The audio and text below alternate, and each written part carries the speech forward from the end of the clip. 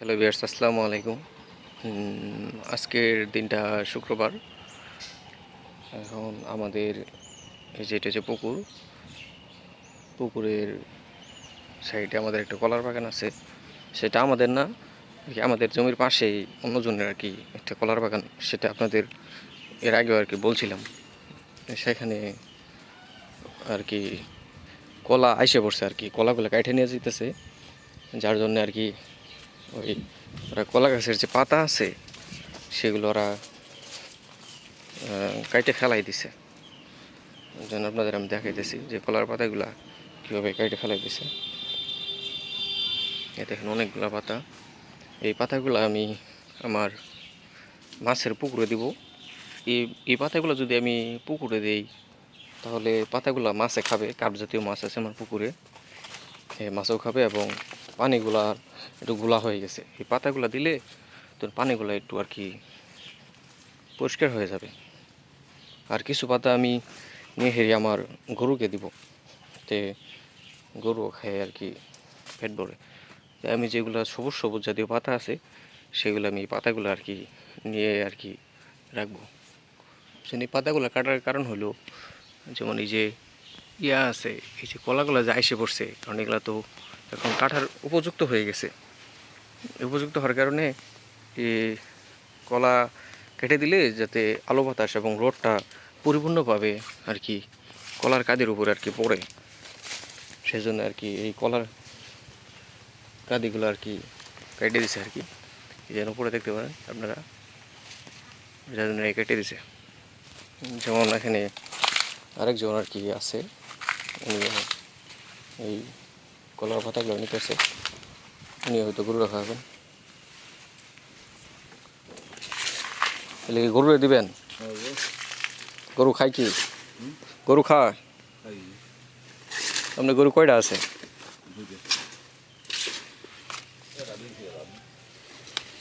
যেমন পাতাগুলো আর কি এই কেটে কেটে তারপরে বস্তাবন্দি করে আর কি নেবে, ওরা নিতেছে। আমি আর কি এখানে তো বস্তা নিয়ে আসিনি, আমি আর কি বাইকে ভর্তি করে তারপরে আর কি নিব, নিয়ে আমি কিছু গরুয়ে দিব, আর কিছু আমার আর কি পুকুরে আর কি দিয়ে দিব।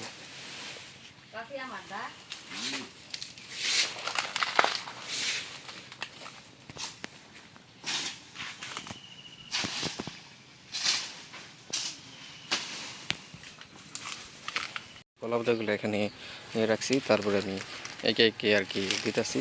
আর আপনাদের আমি নিয়ে আসার জন্য আমি দেখাইতে পারলাম না, কারণ আমি এক হাত দিয়ে তো মোবাইল ধরে আর কলা পাতা দিয়ে এই ভিডিও করতে পারবো না।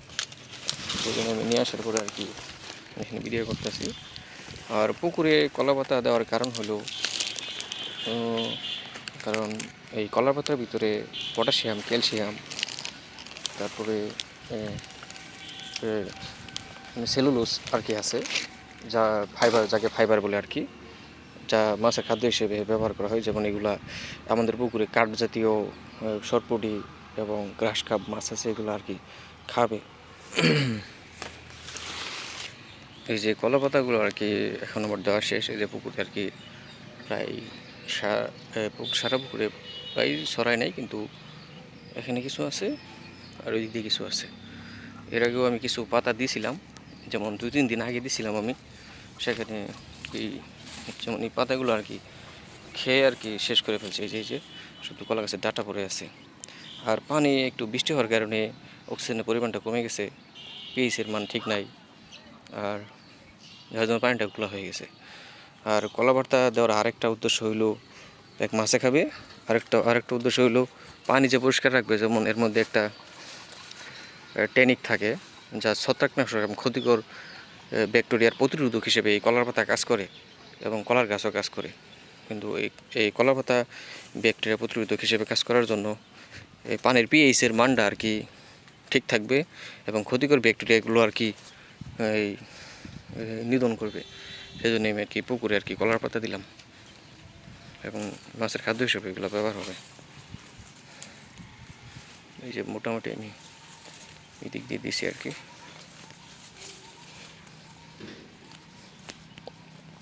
এখানে আমি আমার গরুকেও আর কি কিছু কলা পাতা দিছি, যে সুন্দরভাবে খাইতেছে। যেন অল্প অল্প করে দিতে আছে, কারণ বেশি দিলে খাবারটা নষ্ট করে, যার জন্য আর কি অল্প করে দেওয়া হয়েছে। সুন্দরভাবে খাইতেছে আর কি। আমার বাড়ির পাশে আর কি কলা গাছ থাকার জন্য, একটা কলার বাগান থাকার কারণে একটু উপকার হয়েছে আমার। যেমন এদিক দিয়ে গরু খাইতে পারতেছে, এদিক দিয়ে মাছে আমার পুকুরে আর কি মাছ খাইতে পারতেছে। আবার ছাগলের জন্য রেখে দিছি, যে এখানে ছাগলের জন্য টানা রাখছি। আমার কিছু দু একটা ছাগল আছে, এই ছাগলও আর কি পাতাগুলো আর কি খায়।